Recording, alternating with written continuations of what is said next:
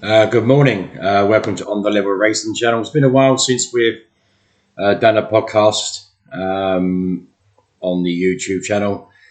Obviously, Ascot around the corner tomorrow.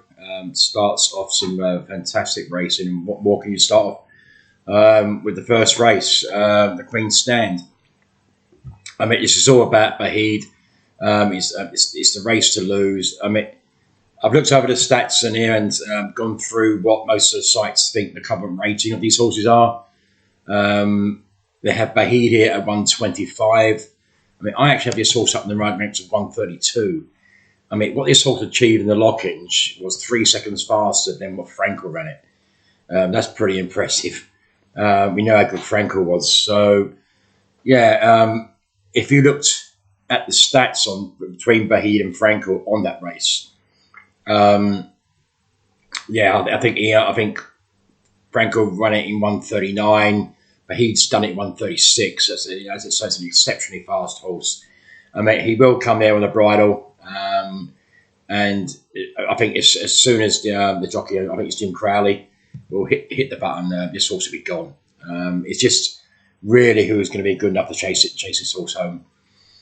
On the ratings there, I've got Real Well there at 131.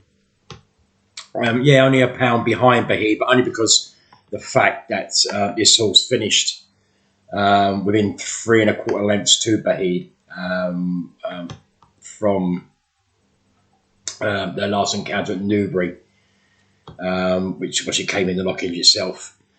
He ran off a mark of 118 that day. I mean, yeah, okay, fair enough. I put him 118 here. I've got him rated £13 higher. Why? You run behind a horse to 3/4 lengths, but you got your rate up to 128s, 129s up there. So this horse ain't too bad either. Interesting book of Danny Todd. Hope to ride it. Obviously, Danny is going to have to try and take the wind sails out of Bahid, but I just don't think he'd be good enough to reverse that form from the lock-inch. Others in the race here, I thought Audio of Australia, Aidan O'Brien's horse, was up there in the rank as well, 18-1. It could be, he's quite a jet setter, this horse. We haven't seen this horse run on in the British soil since back in July 2021 when he finished way down the field in 5th in the Queen of Sussex Stakes, the Group 1. Went behind 4.5 lengths to alcohol free. He raced 119 that day. That was on soft ground. I think you could probably overlook Pune on the ground. This horse ran second to Bahid, got within 1.25 lengths to Bahid in the Prix Moulin over in France at Longchamp. And ran a cracking race. He was only rated £4 behind Bahid at the time. Obviously, Bahid has progressed quite considerably. So, if anything, any horse could really have a go here on this quicker ground, could be Order of Australia. Rated 118 here. I have this horse rated about 129, and I think they'd be very, very generous on this horse here. And 18-1. Sadly, only 7 runners. So if you want to take a stab at this race, obviously Bahid's going to be in all the Accas, 2-11. Is it really worth it putting it in the races there into your bets? Obviously, the if you look at the form like that, like I see Real Well 131, Bahid 132. So only got a pound between them. And obviously, Real Well's got 3¼ lengths to find. However, on the quicker ground, good to soft, this is going good to firm. I think we could see a big run of Order Australia if Ryan Moore can get his horse in a nice rhythm. I can't see why this horse can't run a big race at 18-1. The only worry about it, obviously, is a 248-day layoff, which has put me off a little bit. I don't think there'd be a bet significantly in the race for me. I do think Bahid's a well-quality horse. And if I was going to say, just as a probably a gentleman's bet, I wouldn't put you off back in each way on Order of Australia 18-1. I think this horse could improve again. Yeah, just worry about it's not a horse that has not had a run previously. We move on to the Coventry Stakes here, big field. I pinpointed a couple in this race, but the horse that really stood out for me in this race was, hang on a second. Bear with me because I'm just going through. Let's see, we go. Got it up now. Okay, so the horse that really stood out for me in this race was Richard Hannon's horse here, Persian False. Unbeaten colt by out of Mimes.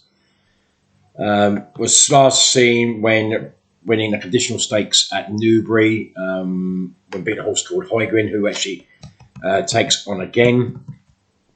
I just think the way the horse won was quite convincing, very smart indeed. And if the ground really dries up, I believe we can see it's something very special in this horse. We could even see a very quick time. I mean, he ran the 6 furlongs at Newbury at 1 minute 13. I would like to think that horse is going to improve on that. So I can see him breaking the 110, possibly. He's currently 11-4. I think it's a cracking price. Others in the race here I've looked at. Obviously, you've got to look at Hoygrin, who finished second behind him, 2.5 lengths. I've got him rated about 107. I've got Persian False £7 clear. In fact, the Persian False is literally £7 clear of anything in the field. So, yeah, I could probably next bestest bet in this race, MB Richard Hannon's horse here in the Coventry, which is going to be Persian False. I think he's pretty well drawn. I think it's middle to high here for the draw. I don't think a stall 12 will be very inconvenient. So yeah, I mean, I've got MB next best bet here on the day, on the first day, and that's going to be a 1.5 point win on Persian Falls, currently 11-4.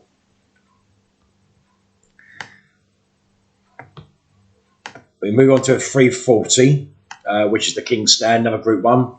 Again, another hard race here, indeed. I had 2 that were quite well stood out here in this race here, and that was the first one was, I'll just find it here, is Andrew Balding's King's Lynn, who has definitely improved off the back of a very good second to Flaming Rib in a condition stakes race at Chester, and then came out at Haydock and blitzed them in the Group 2 Temple Stakes. Just got up on the line to beat King's Lynn. He will take some horses on again here, the likes of Arecibo and Mondamage and Existent and Winter Power also. Winter Power was probably the disappointment of that race in Temple Stakes. Again, I have King's Lynn 123. But the horse I think they've all got to try and beat here is Chris Wallace's horse here. Jamie McDonald's come over the ride. It's Nature Strip. 2-1 favourite. I don't really like backing favourites in this race, but the way he won over in Australia when taking the Group 1 Smith Stakes was quite impressive by 3 1/4 lengths. And really, he just absolutely blitzed them. We know how Australian horses come over here and do run well, mainly in races that are 6 furlongs and above. So I wouldn't be surprised to see this Australian jet setter be the one to beat in this race. And it's going to be my nap. I have him way clear of the field. It's his horse to lose again in his race. And that would be at 2-1, a bit short, I think. I could hopefully put it at 5-2. Depends how much the Australians get stuck into it. But this will probably be my nap of the day in the King's Stand. And that's Nature Strip for Chris Waller, the Australian trainer. On to the next race, which will be the 420, which is the St James's Palace. First, one of the big races. And again, here we have the 2,000 guineas winner here, Garobius. Got this horse rated at 122. But to be honest, I don't actually have the race this horse rated up there to actually win the race. And there's a couple in here quite at big prices. You've got the likes down the bottom. If you go down the bottom here, you've got guys with New Energy, which is the Sheila Lavery source. Now, if you look at it, so it's 33 to 1 this horse. Last seen at the Curragh behind a very smart horse in the Irish 2000 Guineas, when beaten a length and 3/4 by Native Trail. Had Wexford Native backed by a length on that occasion off level weights, and again, be very surprised if that is reversed. Obviously, yeah, Wexford Natives again is no one I mention of Jim Bolger's, a trainer that doesn't know how to win this race. Kevin Manning will come in for the way. He's again 50 to 1. Again, said last seen 4th behind Native Trail.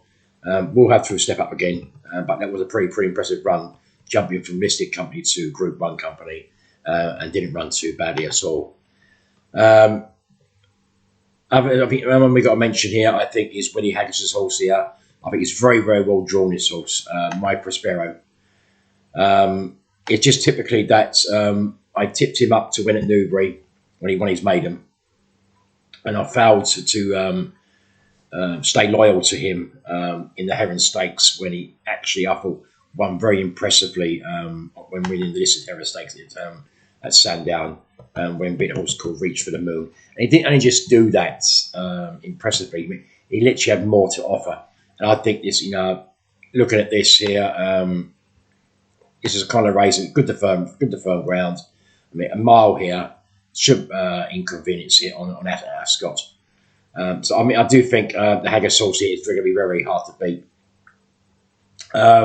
We've got to look at Corobius, obviously, because this horse, obviously, I tipped this horse up to win the Guineas, and it was duly obliged when beating Native Trail.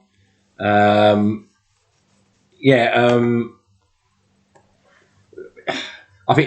you're looking at the race again, and I did say this. It's a shame that Luxembourg didn't get to the Derby, because I still think this is a horse to keep a good eye on. I mean, I don't believe there's been a setback on the horse, so there's been a bit of an injury, which is a bit of a shame, because I think Luxembourg was probably the unluckiest horse in the race in the Guineas. I just think if he got a run, I think he'd be a lot closer to the winner, Corobius. So I mean, but again, you can't look over Corobius, and he beat lots of Native Trail by 3 parts of a length. But then again, you've got to look at that form through Native Trail is quite strong. You've got to take it quite promising. Like I said, New Energy is there, very interesting. The Irish have not got a very good record in this race, sadly. But when I say that, they have. The Irish have got a good record in this race. Jim Bolger won us with Poetic Fair last year. 2 years before that, Circus Maximus of O'Brien's. He's won it again in 2015, and so did Jim Bolger back in 2013. And so they actually brought some good horses over. I mean, Wexford Native is still an unknown quantity, so we don't know what. I mean, it's going to be 50 to 1 a big price. New Energy is a big price of 33 to 1. It's Corobius. Again, we'll have to step up. I think he's not going to have this race all his own way. Actually, there's some big hot pots in this race that you could probably take a price out of. Over the years, I mean, it's not really been outside the top 5 in the betting. The one that's been backed, it has been backed quite heavily over the last few days. I'll just get it out here now, and that is Willie Haggis's other horse, Maljum. Now, very nice 3-year-old colt by Caravaggio. Currently priced at 12 to 1, nicely drawn. Last seen when running 5th in the German 2000 Guineas. I didn't think it got much of a run that day under Stephen Donahue. I mean, I'm not a great fan of the jockey. Back then, prior to that, Tom Marquand rode it at Kempton when it won a conditions race over a mile at Kempton. I think we could see a little bit more from this horse. I can see where the money's coming. I can see why the money's coming. I had the race rated about 118.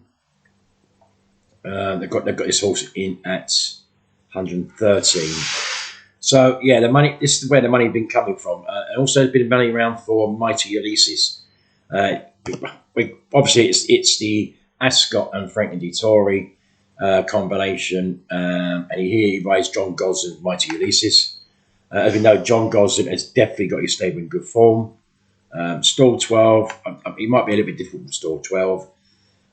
Last seen when beating over at Haydock, when behind a horse called Who Put 50 on It, 50 on You, in the Silver Bowl of a Micro 101. We're beating favourite. Prior to that, won a novice race at Newmarket.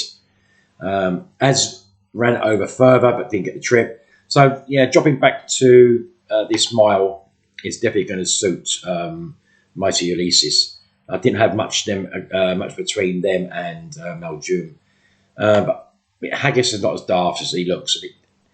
He's put 2 in the race, put Maljoum in here, which I think was a very, very shrewd move of him to put this horse in here. And he's got My Prospero as well. Both quality horses. But if I was going to back anything in this race at a price, because I do want to take on Crobius, I'm going to put 2 against the field here, purely because I think there's value. So if you look on the prices here, you've got here My Prospero here at 4-1, 9-2 in William Hill and Ladbroke. So I can't see reason why we can't have a point win on My Prospero at 9-2. I'd like to go half point each way also on Maljoum at 14-1 with Paddy Power. I just think that's a big price, and I've still the horse is unbeaten. I still think there's a lot of improvement to come from this horse. I think it's a cracking booking on Kieran Fallon on board. I like the draw in stall 8. I don't think it's a negative. I just think, and that being my bet in this race, I think St James's Palace. I think we have 1 point win on the My Prospero, and we go half a point each way on Haggis's other horse. Yeah, 14s on Maljoum. On to the 5 o'clock. This is the Ascot Stakes. This is a sticker pin-in. Quite a big field. Over just shy of 2.5 miles. Again, there's a few I've pinpointed in this race. I'm going to have a look at here. The first one's going to be, if I can get there, is Preshima. Carrying top weight, has to get a lot of weight into all these rivals here. He's currently a big price in the market. Preshima is actually at the moment in 14-1. Dan Skelton's horse, James Doyle, takes a ride. It's been a while since we've seen this horse on the flat. The last time this horse ran the flat was way back in 2021 in February, when landing a race on the all-weather at Newcastle. Overextended 2 miles, and we've beaten a horse called Wise Eagle. Back in third was a horse called Forest Bahan. Won it well, ran on very strongly, so there's no reason why he can't step up and trip. But however, I think this 2.5 miles might just see his horse out, especially with the weight. Rock Eagle, another horse here. Ralph Becker's horse here, Rod Hornby. Last seen on reappearance, we're finishing 6th. Haydock over 1.5 miles. In a handicap of Micro 101. Has ran over further, has run over 18 furlongs before, which is 2 mile 2. We're finishing 5th to Great White Shark and the Zerowich. That's probably the race, if you're going to pick something to win or have a go at, this is probably the race really to go up to. You've got like some Cold Train in there where we've been finished 9th. The likes of Not So Sleepy there as well. So, yeah, that was on soft ground. This is on quicker ground. There's no reason why Rocky won't run well. But the horse I really like the most, even though I've got Preshima out in front, I think the value of the race, Cold Train's in there as well, Andrew Baldwin's horse, 2 good seconds recently. But the horse I really liked in this was Marshall Plan, John Gosden's horse, Franklin Dettori's ride. This horse is so consistent. Been running on the all-weather for the past 5 months, and hasn't been at the placings on 4 class 3 runs. Was pretty unlucky last time out when behind neck to the Cotswolds, who was heavily gambled to win the race. And considering he was rated £7 less than the winner, that was quite a big run indeed. That's going to put him up a mark of about 107. I mean, they've got him in here off the mark of 97. I think this horse is pretty well in on the handicap, if to be fair. And looking at his runs here, I mean, the further he goes, this horse seems to be the better. He's run here. He ran at Ascot here in the King George V Stakes back in 2021 with Vision 8th. That was over a mile and a half. Frankie's only ridden the horse. It's been only the third occasion Frankie's ridden the horse, and he's finished second on him twice. So at 9-1, he's got to be the value bet in the race, Marshall Plan. I don't really fancy anything else in the race. I think it's a sticker pin racing. The interesting one probably is Gordon Ennett Saucier Pied Piper. We obviously most of us know Pied Piper, who ran at Cheltenham and Aintree, finished third in the Triumph Hurdle, and was big in second in the Juvenile Hurdle at Aintree. Rated 145 hurdler. Did win the Finesse Hurdle at Cheltenham prior to the festival. As we go on the flats, I mean, he's only ever run over a mile and a quarter on heavy ground. If his grounds comes up really quick, I can't see him getting the trip pipe. I'll be very, very shocked if he wins this. I mean, there'd be a lot of money around for him at 13 to Slew. Again, purely on that Pied Piper. They know what his capability of was at Cheltenham, but no, I don't think he's good enough to win this, not over this distance. So my main bet here, I do think the horse's value. I think a 1 point each way, 11-1 with Paddy Power on Marshall Plan. I think it's quite a good bet, that, to be honest. We go on to the 5:35. I don't know if these all been shown on TV. It'd be nice if they are. It's the Warburton Stakes. Again, another very tricky race I found. I had 3 out in the field against the field here. First one was the Ryan Moore rider on Regal Reality. But again, I had been put off this horse. Sorry, this Stout horse, sorry. Ryan Moore comes in for the ride. 8-1, there's been money around. Well drawn, I think it's still 5. Last season's finishing, just been beat, touched off in the Quebec Stakes at Lingfield, the listed event, over a mile and a quarter. Should have won the race, I think. And just, that was over a mile and a quarter. And, prior to that, hasn't really shown much to suggest that he could win a race of this nature. What's this over? This is over a mile and a quarter as well. So, I think stepping up to this trip is a bit dangerous. I think he's probably more of a miler, just over a miler. So he could struggle at the trip. Next one I'm going to take a look at in this race is go to it. Fox's Tales of Andrew Balding. Again, 2 good runs this season. We're seen finishing second at Sandown in the Group 3 Gordon Richard Stakes were behind Mossadaf.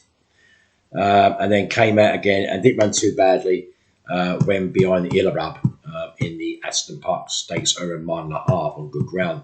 And that form has been franked when Without the Fight, who I tipped up at the weekend, came out and was pretty impressive. But it was only winning the Grand Cup Stakes in this event. Might have to step up again for Fox Tales to win this race. But the horse that really stood out for me in this race, I think, if my money was going to go anyone, it's Kevin Ryan Saucier. Andre Anzini comes for the ride, and that is Juan Elcano. Currently 7-1 in the market. Nicely drawn in stall 7.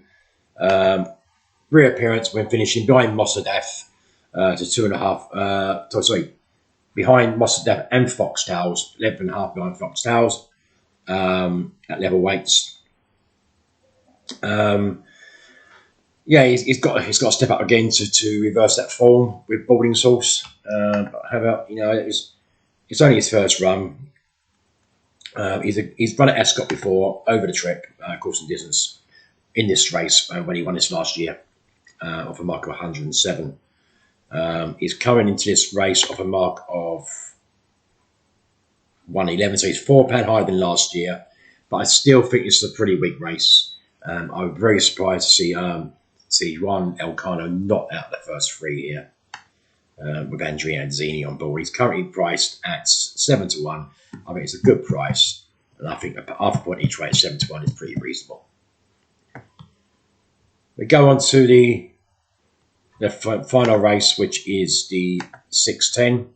Again, another big handicap, which is called the Copper Horse Stakes. A race, it's going to be very, very difficult to win. It's one of those races that, you know, if you're expecting it to win you money, it's not going to. I don't think so. I mean, most of the ratings are pretty closely handicapped. I had about probably 8 or 9 horses that could probably win this race. You had Adanook at the top there. You got Raven Tusk. I mean, big prices. You got Daniel Kodiak. No one has big price. These horses are like 50 to 1, 33s. You know, what's Adanac? Adanac is 33s. But the horse I think could be well handicapped here is Charlie Appleby's horse in Bandelelli. I think we could totally overlook the run last time out when it didn't show nothing at all when finishing last at Haydock. Over 2 miles in the Hell Nook handicap. Finished a long way behind Vague Forge. Prior to that, it bounced and hit 2 on the all-weather over 2 miles on slower ground. William Buick has ridden this horse just once, I believe. Yeah, just once when finishing second. So when winning the horse at Kempton over 2 miles, excuse me. So I can't see no reason why we can't see a good run from this horse, Bandinelli. Again, high draw to overcome. You know, I think in these kind of races, I mean, it's over mile 6. It shouldn't really significant make inconvenience here. I mean, William Buick's been running so well this season already. The horse people look at here is obviously Cleveland. The horse I tipped up at Chester, which gave me the 5-timer.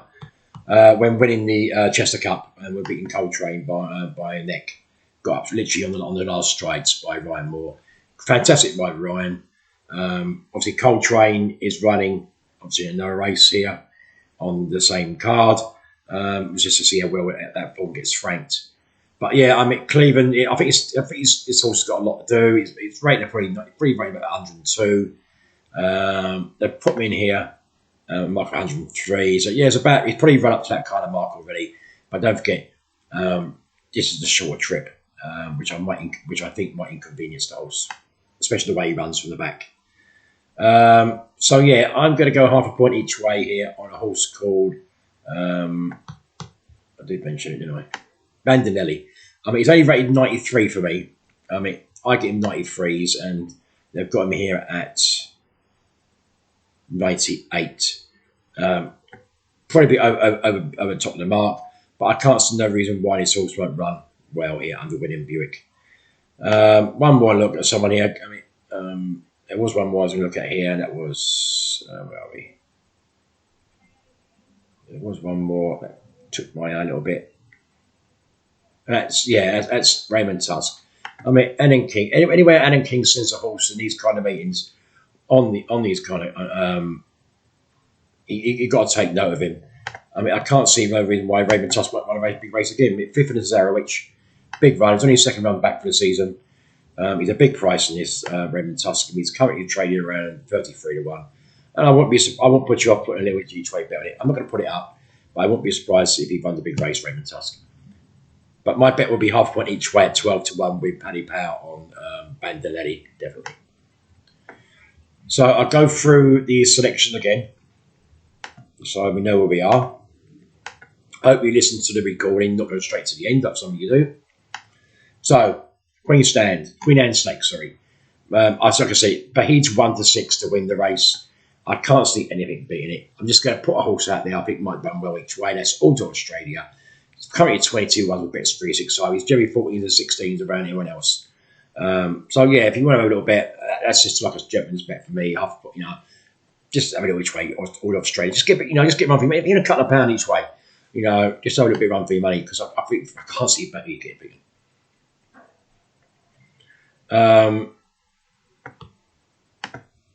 On to 305, which is the Coventry Stakes. Here, I think this is my next best bet of the day, and that's Persian Force. It's a 1.5 win on Persian Force at 3-1 with William Hill. I think it's a pretty good price there. Yeah. On to the 340, which is the King Stand Stakes, the first of the Group 1s. Again, this is my nap of the day. 2-point win on Nature Strip. He is taking on an American horse here called Golden Pal. So it's really who's the quickest here, and the Australians or the Americans. And I do think the Australian horse is too quality for this American horse. I think the Golden Power will definitely try and set the pace. I think Nature Strip will pick the source off it quite easy. So yeah, 2-point win, 2-1, 2-1 with Bet365 Nature Strip nap. 420 is the St James's Palace Stakes, second race of the Group 1s of the day. I'm taking on the 4-6 shot here, Corribius, with 2 in the race here. I'm going to have 1-point win at 9-2 on my Prospero, and I'm going to have half point each way at 14-1 with Paddy Power on Malju. In the 5 o'clock, which is the Ascot Stakes, 2 over 2.5 miles. And my bet here is 1 point each way on Marshall Plan at 11-1 with Paddy Power. And on to the 5:35. This is the Wolverton Stakes. Here, my bet will be half a point each way at 7-1 on Juan Elcano to win the race for the second time. And the final race on the first day, which is the 6:10, the Copper Horse Stakes, a Class 2 handicap. My bet here will be 1 point each way, 12-1 with Paddy Power, and it's Bandinelli. That is Bandinelli. So that's my bets for the first day, guys. Ascot, don't get too mad. Don't try and chase your money on the first day. It's going to be hard. Don't get it's not a race to win as much money you can the first day. Pace yourselves, and hopefully it'll be nice to get in front on the first day. It's always nice to have that going into the second day playing with bookies' money. So all I can say is this on the Level Racing channel signing out. Thank you for listening. I hope you do listen to the preview, and obviously give me some comments underneath. Would be nice, and hopefully for a good day on the first day of Ascot. Be lucky. Take care, guys.